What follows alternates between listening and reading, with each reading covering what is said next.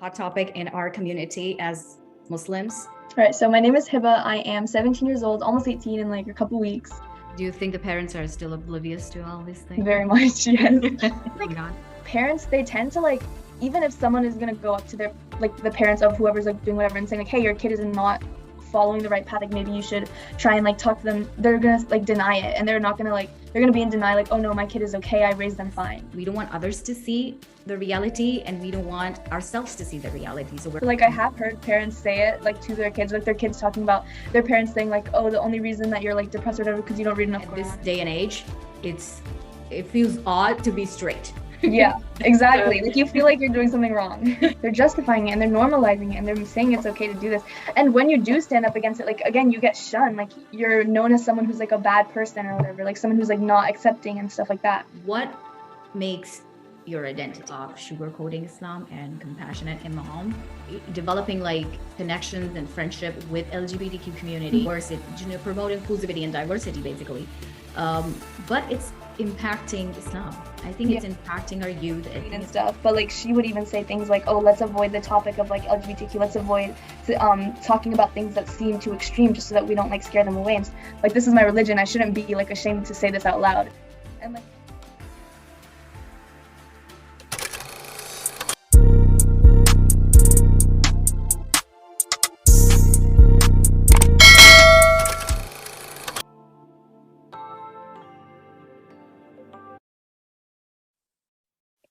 Assalamu alaikum wa rahmatullahi wa barakatuhu. Welcome to Let's Chat with your host, Coach Finish. And today's topic is an amazing topic, which is sort of a hot topic in our community as Muslims. A lot of us are struggling with this. And, as us growing in our next generation following us, we really worry about this. So the topic is Islam and youth. And to talk about this amazing topic, I have an honored guest with me who really belongs to the same age group. Who better to talk about this than somebody who is going through that age and that time herself. Welcome, Hiba. Thank you. Hi, Hiba. Walaikum assalam. How are you doing? Alhamdulillah, I'm good. How are you? Good. Alhamdulillah. All right, Hiba. Go ahead and tell us something about yourself. All right, so my name is Hiba. I am 17 years old, almost 18 in like a couple weeks. I'm from Georgia, but my ethnicity, I'm Pakistani. So my parents are from Pakistan. They moved here, and I just graduated high school like last week, and so I'm planning on going to Augusta. I'm gonna be majoring in public health, inshallah. Inshallah. Awesome. All right. So, Hiba, what made you say yes to this podcast? I feel like it's a really good way for like not only for me to like get out my ideas and like let other people listen to them, but like a good way for me to just like figure out, saying it out loud and like talking about this sort of thing is what gets you to like be in a mindset where you can actually like figure out like what you believe and like how you feel about it and stuff. So talking about it was a good idea. Good. Alhamdulillah. So do you, in your community, encourage other youth to talk about these matters? Because all what we're going to talk about are some things are controversial. Some things are, people don't want to talk about all that stuff. Sometimes it becomes a matter of shyness and we hold ourselves back. Mm-hmm. Sometimes it's like you feel pressure from the community because they don't want to address these issues. Do you encourage other youth? I definitely encourage people to talk about it, because the more you talk about it, the more normal it becomes, and like the more you can normalize like your beliefs and your mindset.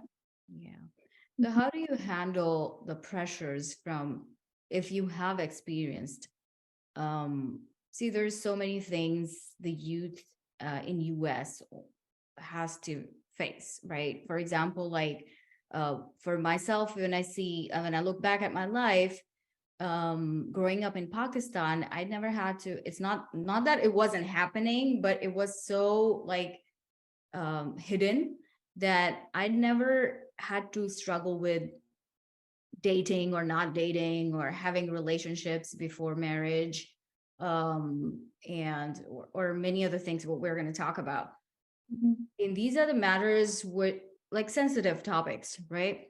Yeah. Usually parents don't want to discuss it with their or sex. That's another thing, like you being physically like sexually active at a very young age, and this is all that's happening right now around us, and we're all struggling. And there is because of the gap between the parents and the kids, the communication gap we face, we don't really talk about these sensitive issues. How do you overcome that? That's a very good question.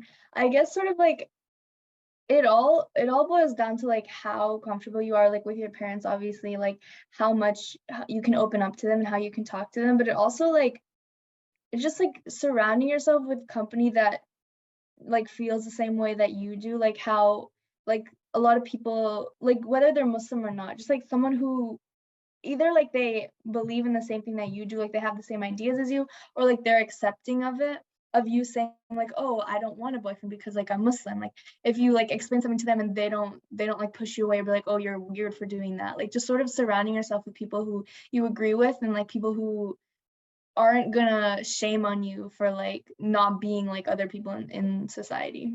Hmm. Yeah. Are you active in the masjid? I am, yeah, alhamdulillah, I am. Mhm. So you probably, since you are a younger age group, you are closer to the girls of the similar age. Yeah. What kind of issues do you see in our community? Oof. Definitely like you said, like relationships before marriage and stuff like that. Very like sort of people who don't understand like people they try to normalize like what other people are doing, sort of like relationships and like dating and like even just like being like sexually active without it like labeling it as a relationship, and they're like, oh, it's okay because we're not like dating, but it's like you're still doing stuff that like and stuff like that. And then obviously like giving into like alcohol and drugs and stuff like that, like we like vaping so big in Mhm. my shit. And like I guess like relationships is like one of the biggest things because Mhm. it's so normal now. Yeah. Yeah, Do you think the parents are still oblivious to all these things? very much. Yes. Yeah. And they like staying asleep and they really Yeah, don't know I feel what's like going on. parents, they tend to like even if someone is gonna go up to their like the parents of whoever's like doing whatever and saying like, hey, your kid is not following the right path, like maybe you should try and like talk to them, they're gonna like deny it, and they're not gonna like they're gonna be in denial like, oh no, my kid is okay, I raised them fine. And so like even if they're presented with the opportunity to like teach their kids about whatever they're doing that's wrong, like they're still gonna be like, no, it's okay, because they just like don't want to have that talk, I guess.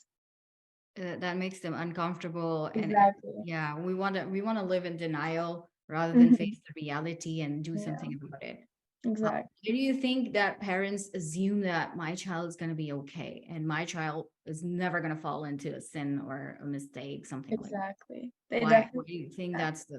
that's Well, going on? I guess it also has to do with like the way that the parents grew up themselves. Like you said, like you didn't have to deal with like dating and stuff like that back in Pakistan because like it wasn't like normalized and like you didn't have it was like hidden sort of.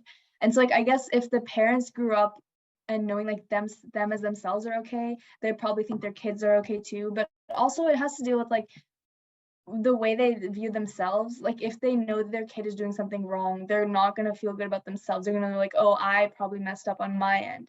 And obviously like, nobody wants to feel bad about themselves. Like that's a feeling that we try not to, and it's okay, like it happens, like there's certain mistakes that happen. It's not completely like the parents' fault entirely, but like I guess like they feel as though it is, and so they're the ones who are like avoiding the topic because of that.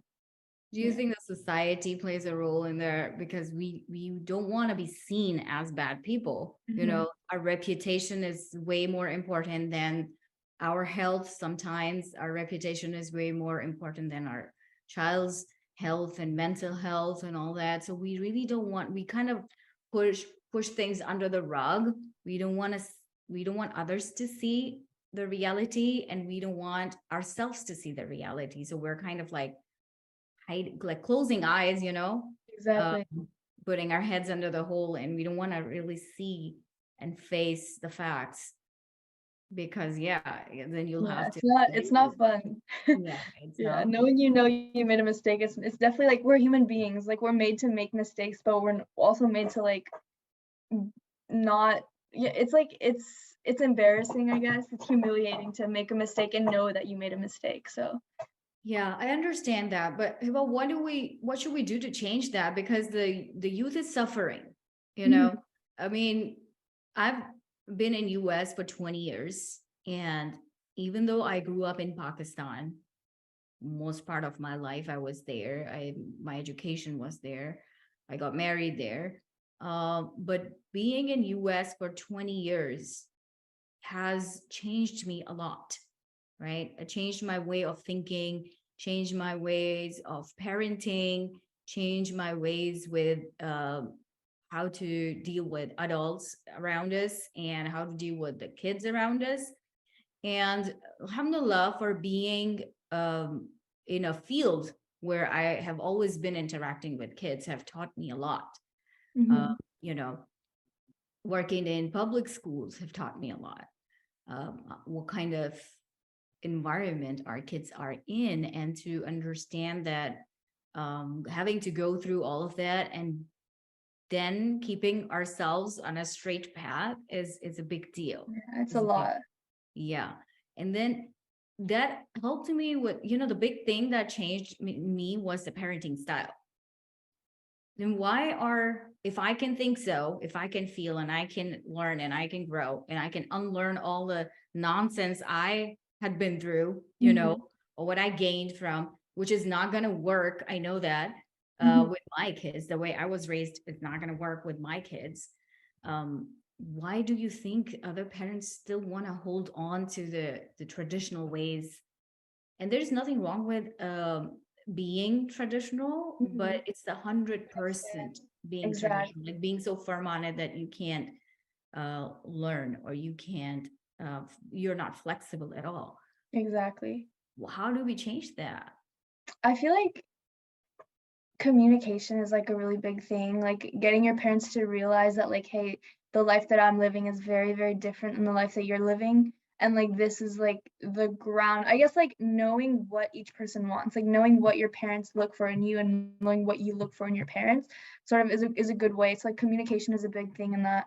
And like just like sitting down and talking to them and like having them understand what you're going through, because sometimes like obviously like you said, like it's very different, life is very different here, and like you were able to change, but some people don't have some people it's like hard to change, whether it be the kid or whether it be the parent. Like it's hard to go through change, and some people don't like change, which is like kind of sad to think about. But like some people, again, like you said, like they're not flexible, they don't have that like flexibility in their mindsets and in their lifestyle that like they can change for their kids and stuff. So I feel like talking about it and actually like putting the idea in their mind is like the first step to moving closer to like change. Yeah, Yeah. inshallah. Yeah, that's good. It's interesting that, we are of two different age groups, and I can bring the parents' perspective and you can bring Mhm. the youths, It is, yeah. inshallah. And can hopefully the podcast is going to help both sides, inshallah. Hopefully. Inshallah. Inshallah. Yeah. Okay. So let's talk about mental health. Mhm. Okay.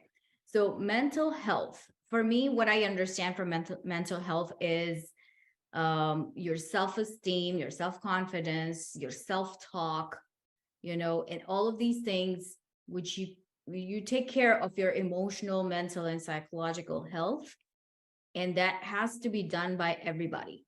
Okay. When we talk about mental health, does not mean you are ill. Mhm. Doesn't mean you have a condition. Yeah. You could or you could not. We all, like, in general, the way we take care of our bodies, we have to take care of our souls, and we have to take care Mhm. of our minds, right? um Usually what happens when we talk about mental health, it's a stigma, Mhm. because everybody just right away assume that Something's I'm wrong. calling you sick. Yeah, I'm calling you Exactly. sick. Or if I'm talking about it, I'm sick. Or you think Exactly. if I'm talking about it, I'm sick. So that's where the stigma is coming from, because we don't want to be labeled as a depressed person or someone who's dealing with anxiety. And honestly, having to deal with it myself in life, it's hard in itself. But then when you're unable to talk about it, it's even harder. Exactly. It's even harder when you have to like shove it down inside of you and you can't let it out. Yeah, Yeah, yeah. And you have to hide and you have to like be somebody exactly. else in front of And other that makes people. it worse, honestly. Yeah, yeah, yeah, exactly. So what do you think how mental health is perceived now in youth? Because in our age group, it doesn't exist. Exactly. I definitely will say like it exists in our age group, like people talk about it a lot like online and stuff like that, but like people who label themselves as someone who deals with like mental health and so people who talk about mental health are more like the I guess like liberal type of people who like are sensitive and like whoever online like claims they have depression or like claims they deal with anxiety, like these types of people are like frowned down upon in this like side of like, oh, you are weak, like you deal with this type of stuff, you're weak, like your mind can't handle life itself and stuff like that. So like obviously like it exists for our generation, but it's not exactly something that people like tend to say that they have, or like tend to talk about more because they don't want to be like the weak link of the friend group or something like that. Hmm. When Yeah. I said it doesn't exist in our generation, I didn't mean that it does not exist. It was Yeah. very like it's It's not there, but like they don't acknowledge it. not at all. Yes, Like yes. they So don't, you might be yeah, trust dying, me. but you're you yeah, but Yeah, trust me, I you're know. okay. You'll be fine. Do you hear advices like, oh, you gotta pray some more, or Mhm. you're not Muslim enough, or stuff like that? Do you hear I those things? alhamdulillah, not from my own parents, but, like, I Mm. have heard parents say it, like, to their kids, like, their kids talking about their parents saying, like, "Oh, the only reason that you're, like, depressed or whatever because you don't read enough Quran," or something like that, and, like, obviously, like, to an extent, they're not, like, totally wrong, like, obviously, like, having Allah in your life will help you deal with more mental health issues, but, like, just, like, completely pushing it away and saying it's entirely your fault, entirely because of your deen and nothing else, like, that's Yeah, a little invalidating, yeah. yeah, yeah. Yeah.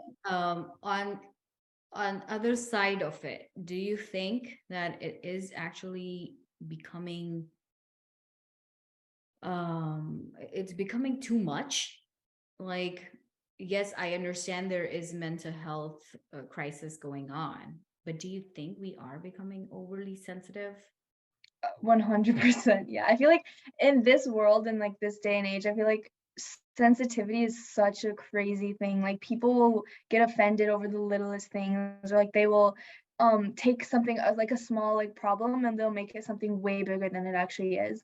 And like my dad was saying this the other day and like he didn't say it in the right way, but like I understood where he was coming from. He was like, "Oh, America just like slaps a mental health a disability on everything and like they just make a medication for everything and stuff." And like I like I wouldn't say it like that, but like I to some extent I do agree. Like I do think that like people take things way more than like it should be, like to a notch way too high. And like Mhm. sensitivity, like again, like getting offended and like getting, like feeling like a personal issue when someone says something that they don't agree with. So that's Right, another reason why it's hard to talk about stuff. right, right. It's like impossible to have a difference of opinion. Exactly. Yeah, people are too sensitive about whatever they believe is something that has to be believed by everybody. Exactly. They don't Yeah. allow others to Mhm. have their own opinions. And that kind of like brings us to the topic of LGBTQ. Mhm. It's like now it's like 2S LGBTQ I know there's like plus. so many new letters. I don't Yeah, know. I have a lot. I mean, nowadays I'm actually like going over a lot of um, podcasts and stuff about this topic, and it's refreshing to know that there are so many people who are against it. Mhm. Even like Americans, Christians, Yeah. Even people non-religious in Muslim. people. Exactly. Yeah. Yes, alhamdulillah. So it's a positive thing that I see around us, and I'm Yeah. listening and I'm watching things where people do stand up against it, and the woke culture around this thing is like it's too much to bear. It's like It is a unreasonable. lot. Yeah. So what do you see around yourself? And hey, but you're going to college next year. Yeah. It's So it's gonna become a little bit a more very big different, and thing. Yeah. yeah. Mhm. So what do you anticipate, or how much have you experienced this around yourself so far, and A what do you lot. anticipate what I can comment? I feel like I definitely like am anticipating it more, and like, the further we get into like society, like the more that like the years go on, like obviously 2023 versus like 2000. Like the whole like talk of like LGBTQ is such a like different, it's so much more now. Like people normalize it so much now. And so like I feel like I'm anticipating it to get a lot like more. I guess people are gonna normalize it a lot more in like the next 4 years that I'm in college, and like so on, inshallah, and stuff like that. But like I feel like people are gonna normalize it a lot more, and like I need to start like I don't know, like I feel like talking about it and like in my mind just not making sure it's a normal thing. And like I'm me right now, like in high school I was in theater, so like a lot of the kids in theater are like part of that community, like part of like the LGBTQ community and stuff. So I definitely saw it like a lot more than like a lot of my other friends who weren't like in that and stuff. And like I will say like, and that like you said about the whole like sensitivity thing, like I feel like it's a lot, it's grown to the point where like it's so extreme now that like even talking about it, like even discussing like a little bit of something, like even if you say like, oh, I don't agree with the way that you do this, people will get so annoyed and like so mad. And so I feel like that's why so many people are like silencing themselves and like not sharing like they disagree with this and stuff like that. Like you said, like there's so many people in the world who like are against it, who I didn't even know were against it, because like they're not talking about it and they're not speaking up, they're not saying the things that they believe because they know they're going to get shut down, they're going to get shunned from society, they're going to be like canceled or whatever that is. So like a lot of like, yeah, it has to deal with the people who are like normalizing it. And like in school this becomes such a big thing, like they'll have like the pride flag in the hallways, and like they'll have certain clubs about it, and they'll have like, in school they're teaching you about it and stuff like that. And like you feel like if you say something against it, it's just like completely wrong.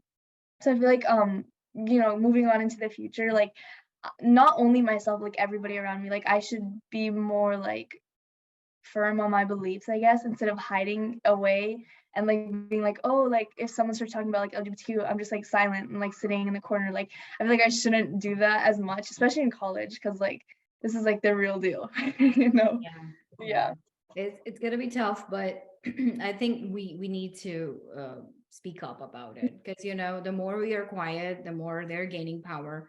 exactly. And I mean, they're allowed to live their lives the way they want to, but the Yeah. way it's influencing every age. Mm-hmm. It's not, it's not when you're after 18 you find out about these things. It's like Exactly. 5-year-olds are I finding know out. it's like in TV shows for like little kids and stuff. Like it's Yeah, everywhere. and there are books about it. Yeah. There are books about introducing sexuality, Mhm. sexual orientations at a very young age, like in kindergarten. Yeah. It's going crazy, and it's gonna get worse if we don't speak Mhm. up, if we don't talk about it. Then of course they're gaining power already. Exactly. I feel like at this day and age, it feels odd to be straight. Yeah. So Exactly. Like you feel like you're doing something wrong. Because yes, people are like, oh, like you're straight. Like, oh, that's like such a yeah. bad thing. That's how Like, it's been like forever. exactly. Yeah, subhanallah. So, do you see our Muslim youth being influenced by this? And Oh yeah. yeah, go ahead, share Like some of I that. am so like the fact that I'm saying like I'm saying like, oh yeah, it's such a bad thing. Like I feel Yeah. like you'd be shocked, be like, oh really, like Muslim youth is like being affected by this. But I'm like, no, yeah, they are. Like so many of my friends, like so many people that have like in my life who have been like, yeah, like I think I'm gay or something like that, when they're like Muslim and like wearing the hijab and like reading Quran and stuff. And I'm like, really? Like, are you sure? Like I don't know, I feel like even talking about it now, like I feel like I can't, but like I'm gonna let myself, because like it's something that should be said and stuff. Yes. Like the thing is, like people again, like they get offended and stuff, but like even if I'm saying like, oh, I don't agree with the way that you're doing this, oh, I don't agree, like I'm Muslim and like I feel like we shouldn't be doing this type of thing, like you can still live your life, like do what you want to, but like don't influence other people to like do it too. And like other Muslims, like the thing about like if you're saying it to another Muslim and they're like they feel themselves like as like gay or something, that's this type of thing that it's like, oh, I don't know how to deal with this situation. Like I don't know what to say to them. That's not gonna like push them away from even further from Islam. Right, right. Yeah. So it's hard. Yes, yes. Do you think it is because of the exposure? Maybe social Yeah, media or I something. definitely think like just like living in this like going to school with these people and like talking to them online and like having people who are advocating for this online is what's Mhm. making them think it's okay in their heads. Yeah, exactly. And even if you're not having those feelings, you kind of like get into, this is something interesting, maybe I Mhm. should try. Exactly, Maybe like there's a curiosity way. sort of. Yeah, You're like yeah, sort of gaslighting yourself into thinking that you are this person, but you're not. Just because everyone around you is doesn't mean you are. yeah, yeah. Good. An extension to this topic is transgenderism. Mhm. Such a Are you, huge thing. yeah, yeah. Are you aware of where it's heading?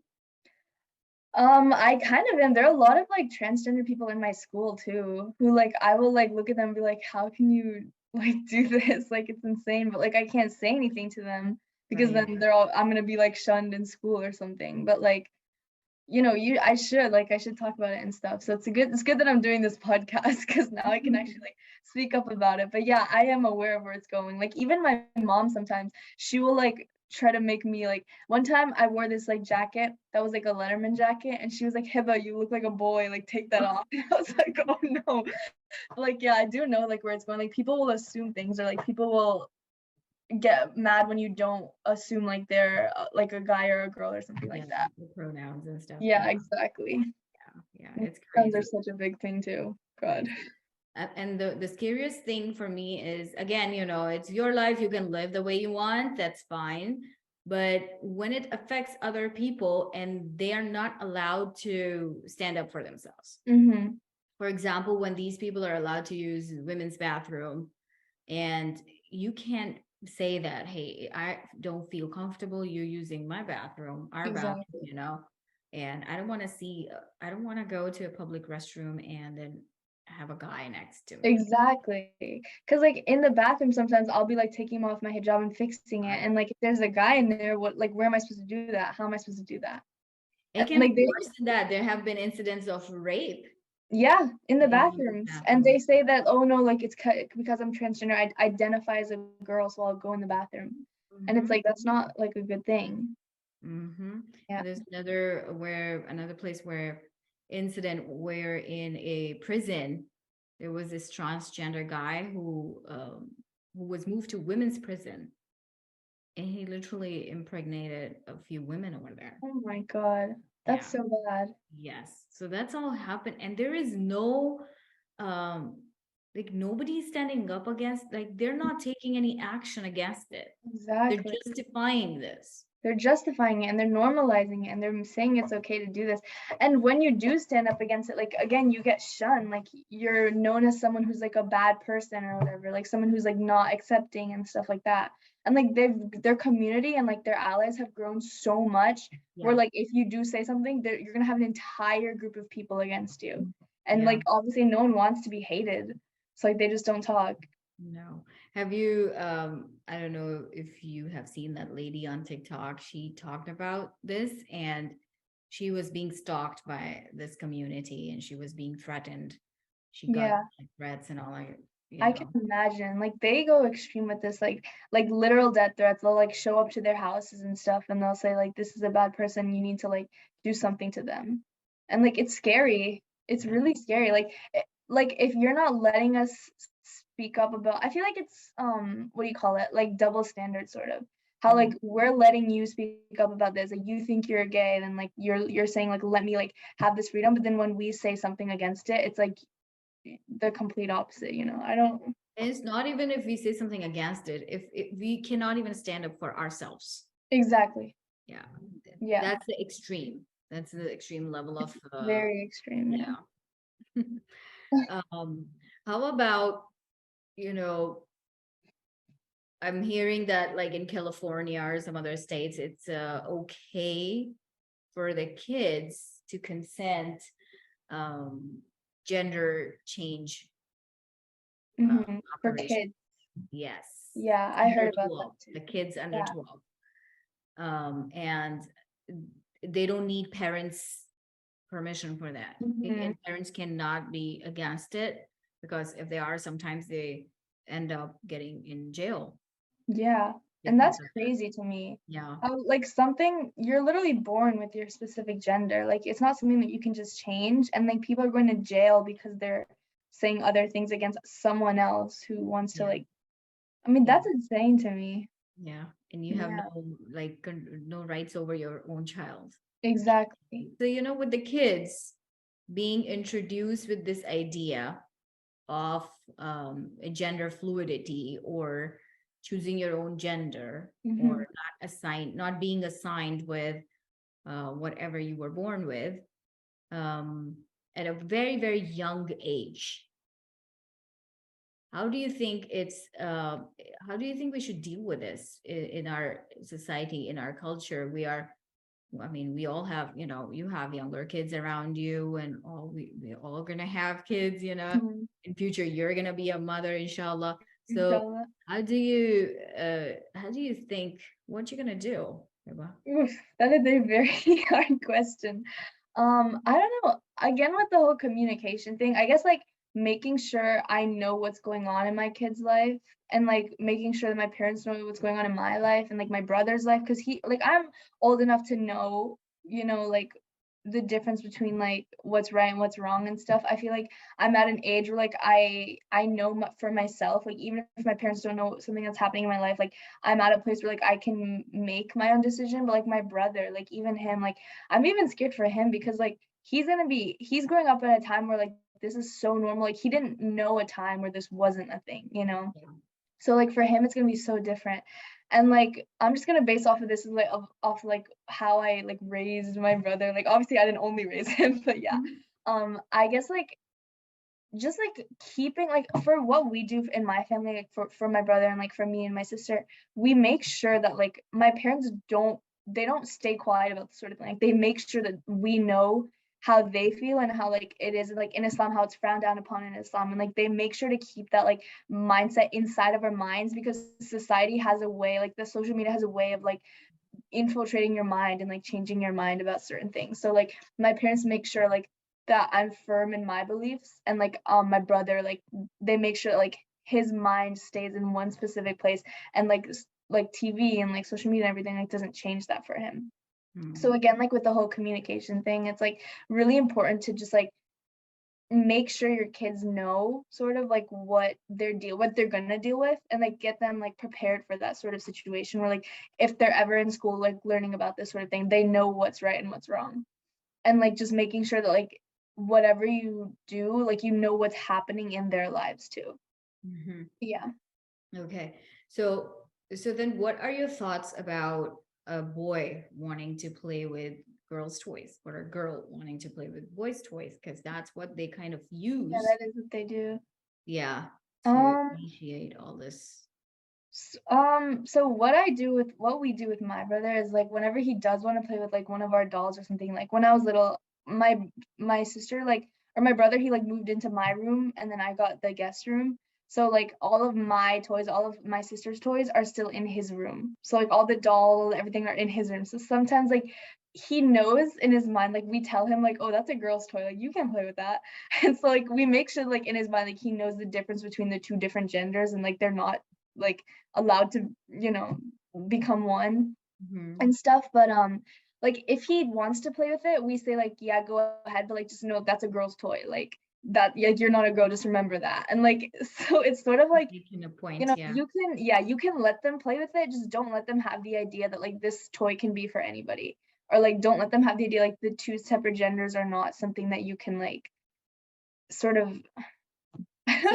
So it's more odd when a boy wants to play with the girls' toys. Okay, it's more exactly. odd. Like, I think Yeah, that's also cultural like because we just don't want to. Oh my God, you can't touch our doll, or oh, you cannot have henna on your hand. I know exactly, I've yeah. actually drawn action figures on boys' hands, Exactly. Yeah. Like and so that's many boys, fun. like they ask for henna on their hands and stuff. Yeah, yeah. So that's Yeah. that's fun. You need to be flexible where you can, Mhm. right? Flexible to like let them, but don't let them think that like a That's the it's the your whole identity. exact identity. Yeah.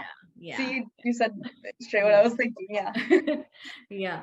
So I was saying that it's harder for us to accept if a boy is playing with girls' toys. Mhm. But what if a girl want to do boy stuff? You know, she wants to go Yeah. outside, play soccer. If she wants to go outside, run around like boys do. Like if Mhm. she wants to play cricket, if she wants to go hiking, if she wants to do Yeah.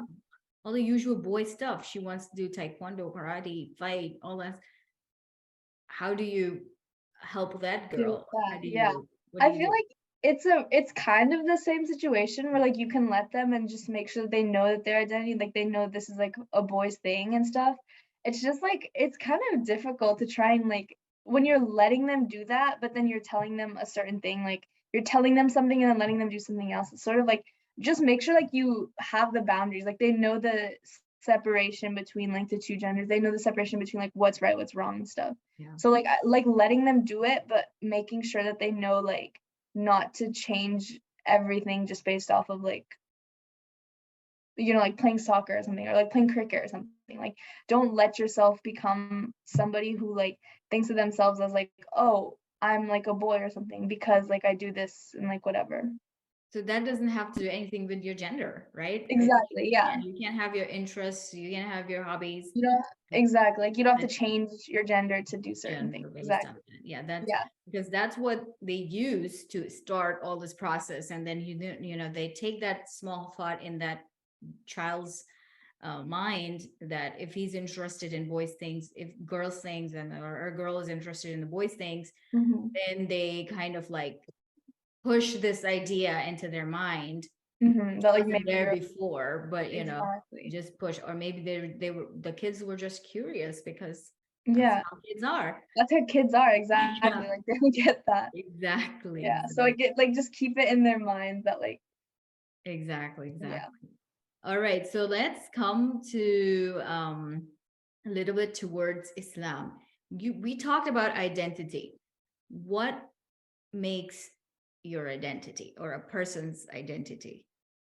I What- Well, for me specifically, I definitely think religion is, like, one of the biggest things, like, people know me on Instagram. I post, like, Quran ayahs on my story all the time and stuff like that. People know me on Instagram, like, "Oh, this is the Muslim girl." Like, "This is the girl who, like, posts, like, Quran on her so this is the girl who, like, reading Quran." Like, anytime I'm on Snapchat and I'm, like, taking pictures of something, like, you can see the Quran in my picture, something like that. So, like, I feel like religion plays a huge part in, like, identity and, like, identifying yourself should be ethnicity and like religion. Like those are two like the most biggest things that like you should focus your identity on. Mhm. Hmm. You think identity could be of different types, or different things can in combination would create your identity? Yeah, definitely. Like you can be like a Muslim American, you can be like a Pakistani like Muslim. Like it's definitely like a combination of your different like cultures and your religion and stuff that makes up your identity. So like having these different aspects are what make you like unique to yourself because you have a combination of like you live in like a rich neighborhood or something or like you live in like America versus like Pakistan or something like that. So like that's what makes everyone different and like have their own specific identities because of the combinations. Mhm. Okay, so now that you know what we have talked about, a lot of stuff what we talked about, we know that Islam has a very firm stance or judgment about these all these topics, and it's for me, it's pretty clear. There's no confusion in there, Hmm. right? We try to find excuses and reasons, and a lot of commands in the Quran and from Allah Subhanahu wa Taala. We try to find ways out of it, and we justify our actions. But pretty much what we have talked about so far is very clear. It's like black and white in the Quran, from Allah Subhanahu wa Taala, from Hadith. We learn that.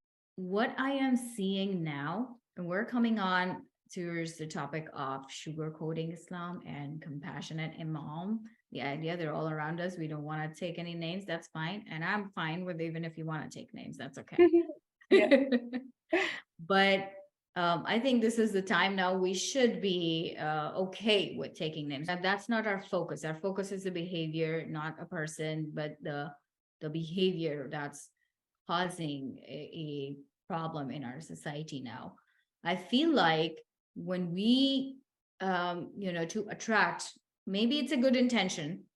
I'm not doubting anyone's intention, but maybe to attract more people towards Islam, we kind of bend some rules. We Yeah. want to hide some facts. We want to sugarcoat things. We want to be overly flexible. Like I see these imams being uh, developing like connections and friendship with LGBTQ community Mhm. just so they are inclusive and diversity, promote inclusivity and diversity basically. But it's impacting Islam. I think Yeah. it's impacting our youth. I think it's impacting the real understanding of Islam and the message of Islam. It's mixing everything up. Mhm. What do you think about it, all this thing? I agree with you on like how I can see it in like my own schools, my own MSA. Like I know last year in MSA, like we had a lot of non-Muslims. Like alhamdulillah in the club, we had a lot of non-Muslims, and like my president, may Allah bless her. She's such a alhamdulillah, like mashallah, like a very good Muslim. Like she's super like on her deen and stuff. But like she would even say things like, "Oh, let's avoid the topic of like LGBTQ. Let's avoid talking about things that seem too extreme, just so that we don't like scare them away and stuff." And me and like my other friend, like who's my vice president this year, we're like, this is wrong. Like we shouldn't be sugarcoating our religion. We shouldn't be like ashamed of certain things that we're doing just so that we don't want to like scare other people away and stuff. And like Islam is meant to be like a religion that's like, Allah knows exactly what's best for us because we're his creations. Like he knows exactly what we're supposed to be told and how we're supposed to be told it because like he knows how our minds think because we're humans. Obviously, like there's certain things that like Allah made praying 5 times a day versus like 50 times a day, like certain things like that and stuff. So like I feel like sugarcoating it is, obviously like it's not a good thing. We shouldn't be because sugarcoating it is sort of a way of saying like, oh, I'm ashamed of like my religion, like what it's saying, and I don't want other people to know this until like they're fully into like the religion and stuff. And I feel like sugarcoating it is a way of like making Islam, like perceiving Islam in a way that it's not, and like making it seem not as like straightforward and like on a certain path or whatever as it is. And so like obviously we should avoid until like like I'm a little guilty of like sugarcoating Islam too. Like Yeah, I've we caught all do. myself Yeah. sometimes, exactly. Like I've caught myself sometimes like saying things and like holding back on certain things that I'm like, oh, this kind of sounds like bad when I say it out loud. But then I'm like, wait, like this is my religion. I shouldn't be like ashamed to say this out loud. And like Yeah. it all depends on like the person. Like if you say this thing and like someone finds it like bad or something, that's not up to you. It's like it's just like how Allah put it in their mind, how Allah put the perception of Islam in their mind. So like don't sugarcoat things because like you don't know what it could do to the person's mind. Like and obviously like what you said about the imams, like the compassionate imams, it is like with the youth and stuff, it is messing with our minds a little bit because like if the imam is saying this, if the imam is like sugarcoating Islam, then surely like this is how I should follow it. I shouldn't follow it to such like strict guidelines. I shouldn't follow it to such like a precise like way. And like that's like messing with your deen a little bit. I Yeah. think that also kind of makes LGBTQ on the Muslim side, the Muslim Exactly. community, to be Mhm. okay with being LGBT. Yeah, because Okay. they sugarcoat it and they don't like talk about it or address it. Yeah. Yeah. Yeah. And that's very dishonest Hmm. because you don't want to be like 2 years in Islam and then you find out that, oh, that's something that's haram. Exactly. Right. Right. And yeah, like it's not a good feeling to know that you've been doing something for so long and then you realize like now like, oh, that's wrong and like someone taught me that wrong. Like you don't want to be the person to teach someone the wrong thing because like it's not going to be good on your deeds. It's not going to be good on theirs either. Yeah. Yeah. Definitely a disservice to the ummah. Yeah. Yeah. And I think we do need to start owning our deen the way Yeah. it is and not be apologetic anymore. Exactly. Like being an apologetic Muslim is basically what sugarcoating is doing. Yeah. It's like making them like sorry, like, oh sorry, my religion is strict. Let me not tell you about that part. You know? Yeah. Yeah, true, true, true. And then for that, I think we should accept it as it is Hmm. first ourselves, and that's when Exactly. yeah, and be confident. Yeah. You belong to the most beautiful SubhanAllah, yeah. being. Yeah. Yes. Honestly, like one of like the most beautiful thing, like SubhanAllah, it's crazy. And like I feel like if we're sugarcoating it, we don't notice like in ourselves how beautiful Islam is because we're hiding it from other people which is sort of hiding it in yourself as well, like whether you want to or not. That's what it's doing. Yeah. Yeah, that's true. That's true. Yeah. And It's like I hard said, to go ahead. okay, like I said, I've like, like I post eyes on the Quran and stuff like on my Instagram and stuff like that. Like I've caught myself like asking my friend, like, am I allowed to say this? Like I was posting something about like Jews, how like Jews are like not good in like Islam and stuff. And like there's certain ayahs that are so extreme against them. And I'm like, I like texted my friend once and I was like, and she's Muslim too. She's like one of my really good friends. And I was like, am I allowed to post this? And she's like, yeah, obviously you're allowed to post. If it's your deen, you can. And I was like, you know what, you're right. Like, Yeah, yeah. yeah. I kind of like it amazes me that people are on the wrong path, or they're lying, or they are deceiving somebody, but they're so confident. Mhm. And that, and as compared to anybody who's on the right path, they're apologetic, they're scared, they don't want to hurt anyone's feeling. Yeah. But I see the other side being super confident. They're in your face saying whatever they believe in. And they're, that's They're not how it should unapologetic. be. Yeah. Exactly. And like we should stand up for ourselves too. And I feel like for us specifically as like Muslims, like because Islam has been taken to this like crazy like terrorist perception in other like Yeah. societies and like in society's mind and stuff. And I feel like that's one of the reasons why we're so like apologetic is because like people already think that we are like discriminatory towards women, or like people already think that like we're unequal or like whatever. And so I feel like when they're like explaining like the reason we wear hijab, or like the reason that we pray like 5 times a day instead of only 1 time a week or something, like I feel like because of that they don't want to seem like such an extreme religion to like satisfy people's terrorist like perceptions or whatever. So then that's the reason that they keep it to themselves.